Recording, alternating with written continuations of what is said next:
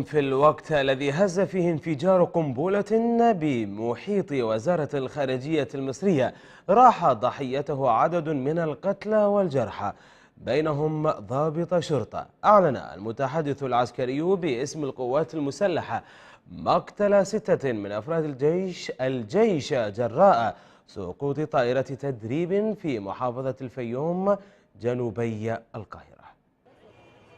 استهدف انفجار عبوة ناسفة وضعت أسفل شجرة قرب مقر وزارة الخارجية المصرية قوة أمنية من عناصر الشرطة، أدت إلى مقتل 6 أفراد بينهم ضابطان برتبة مقدم، أحدهما شاهد الإثبات في قضية الهروب من وادي النطرون المتهم فيها الرئيس المعزول محمد مرسي.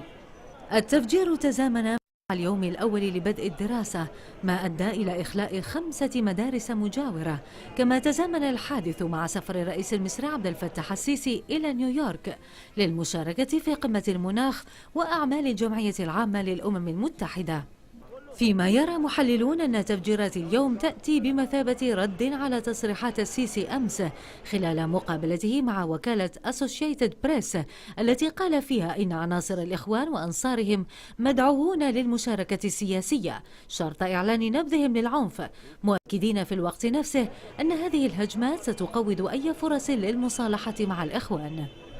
في موازاة ذلك، أعلن المتحدث الرسمي باسم القوات المسلحة مقتل 6 أفراد وإصابة 7 في سقوط طائرة نقل عسكرية أثناء تنفيذ مهمة تدريبية بمنطقة كوم أوشيم التابعة لمحافظة الفيوم، مشددا أن الطائرة سقطت جراء عطل فني.